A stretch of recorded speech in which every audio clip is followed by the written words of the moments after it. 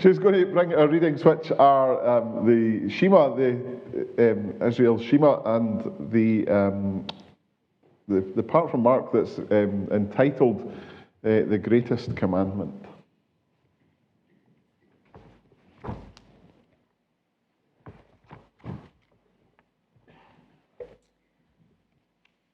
Okay, the first reading is from Deuteronomy chapter 6, beginning at verse 4. Hear, O Israel, the Lord our God, the Lord is one. Love the Lord your God with all your heart, and with all your soul, and with all your strength. These commandments that I give you today are to be upon your hearts. Impress them on your children. Talk about them when you sit at home and when you walk along the road, when you lie down and when you get up. Tie them as symbols on your hands and bind them on your foreheads. Write them on the door frames of your houses and on your gates.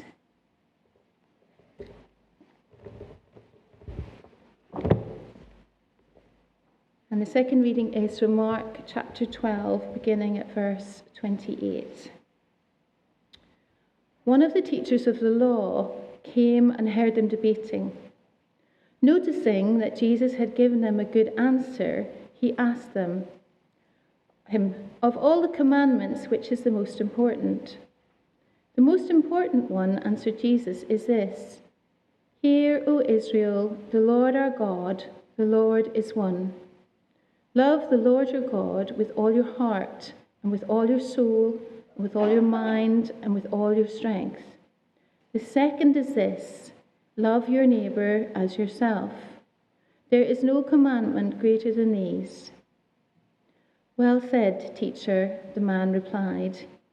You are right in saying that God is one, and there is no other but him.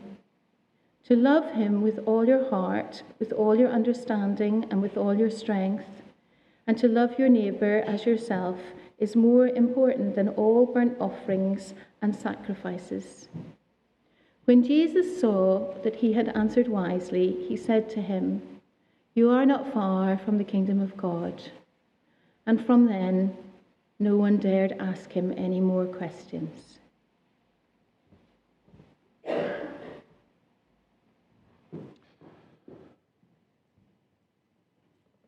This week, there is a new barber shop has opened in the village where I live. And it got me and a friend to talking and thinking about the old barber shop that used to be there. It was run by two brothers, but it was always called Johnny's.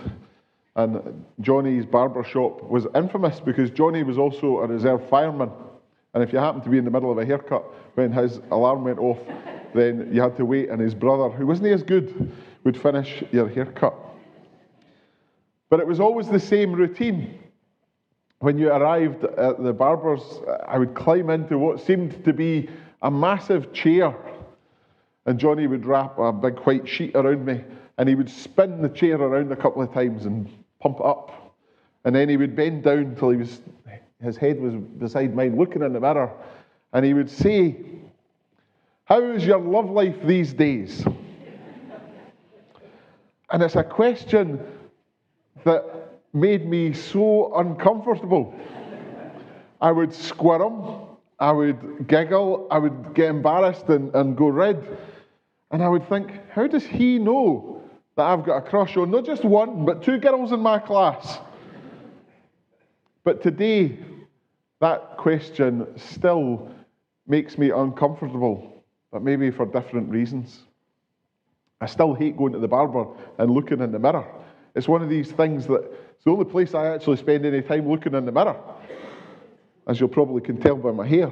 But I don't like sitting looking at, and I think it might come back to that and that question.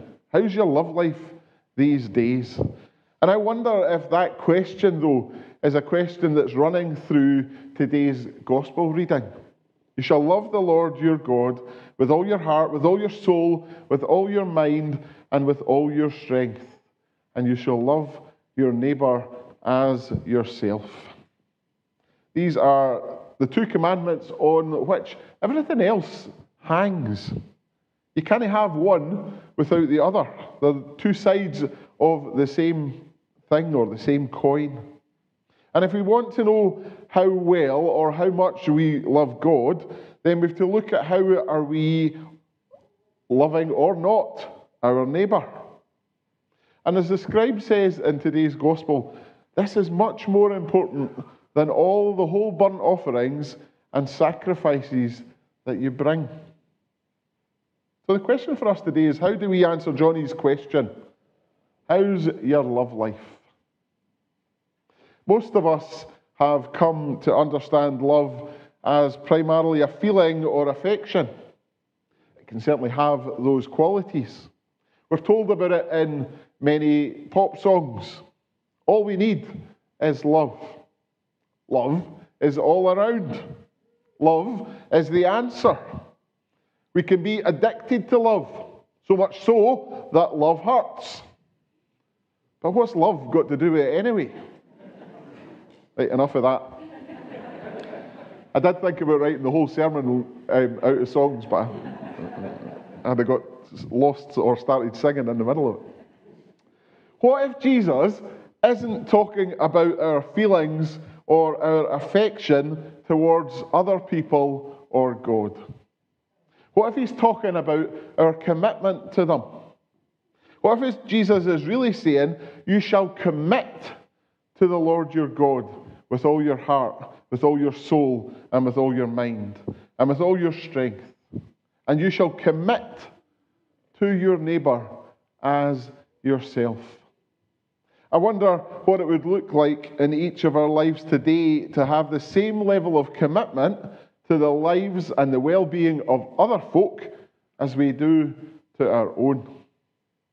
Well, if we want to know the depth and the character of our commitment to God, then we are to look at our commitment to our neighbour, especially the neighbour we didn't like, the one on the other side, the one we didn't vote for this week on the ballot paper that was 6 feet long, the one who doesn't come and worship here within Seacos.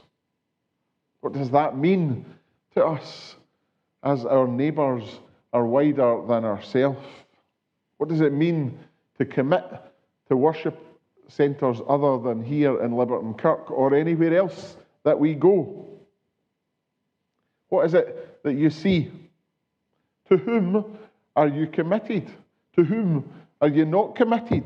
Now, it's interesting, even with the heating off, we seem to be committed to the pew that we always sit in. Come and sit in the middle under there, it's warmer, I'm told. But we like to sit where I sit. What are you committed to? And what do those commitments look like? How much are you willing to give? And what and when is it that we hold back? What happens when we don't get anything in return? Put it bluntly, who is it that matters to you and who doesn't? And when I think about these two commandments in that way, I really didn't want to answer Johnny's question, because it makes me not just uncomfortable, but it makes me feel sick. One of the things I know about myself, and maybe this is true of you too, is that I can always find the time, the money, and the energy for the people and the things that really matter to me. Regardless of how much I have, I will never have enough time, money, and energy for the people and the things that, well, I didn't like.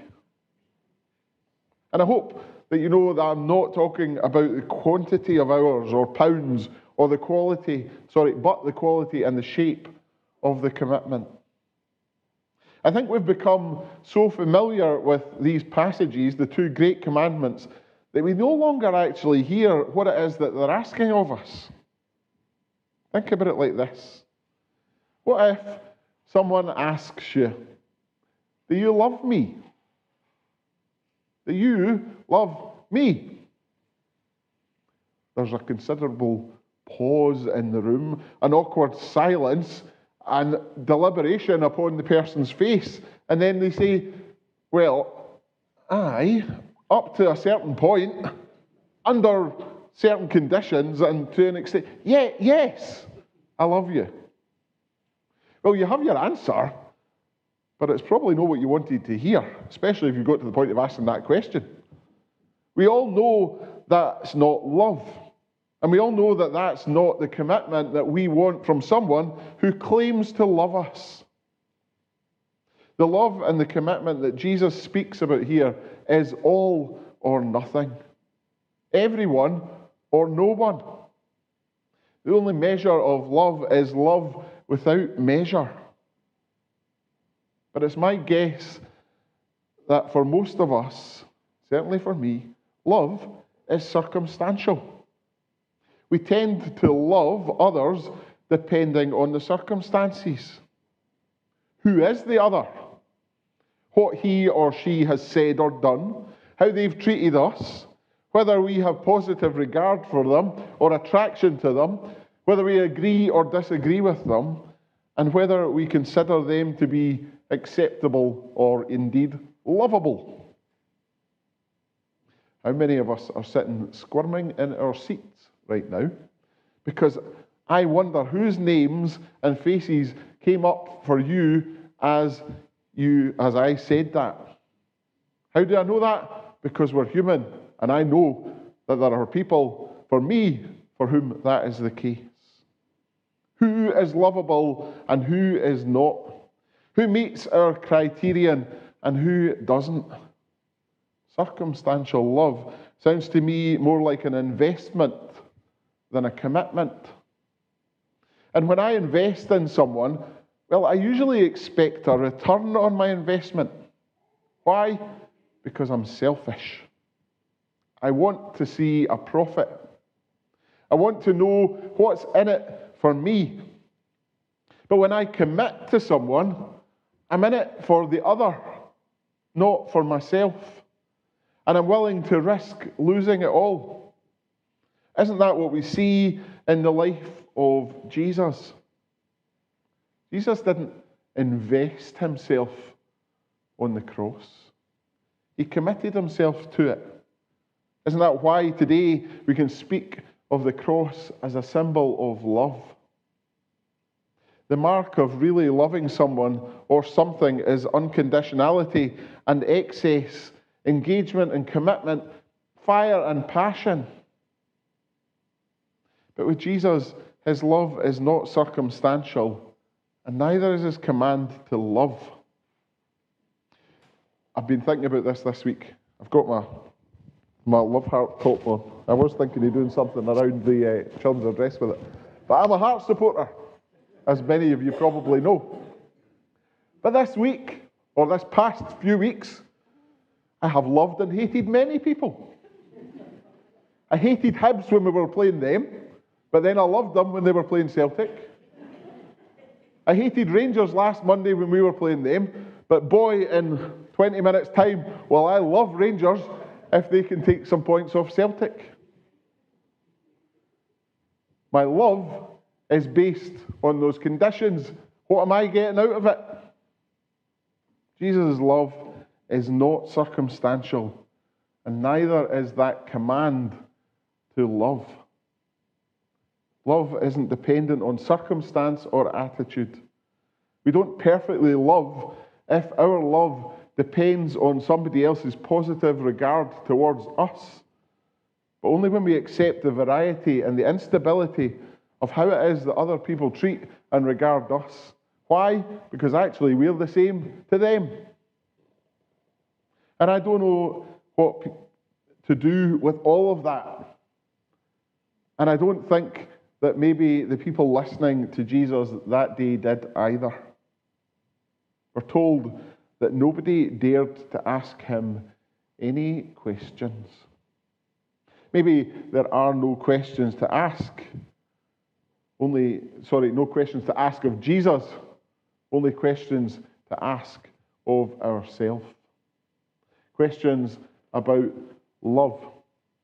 Questions about commitment to others. Questions about who's in, who's out. Questions about how much we are willing to give or hold back.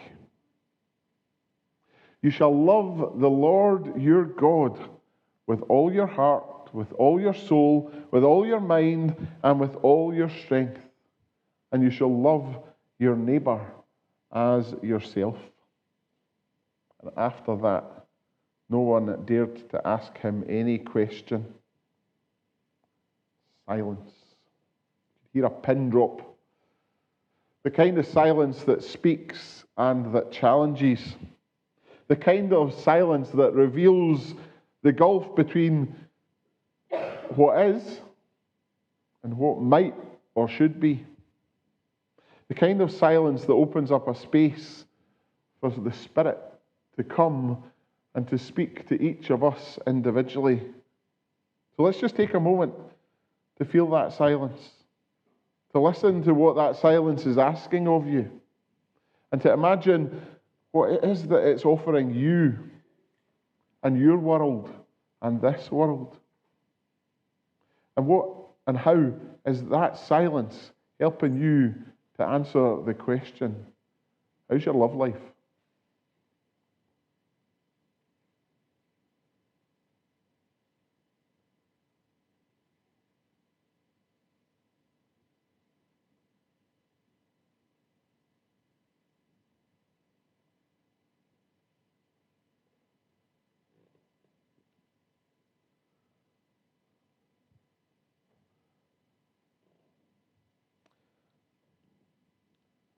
Amen.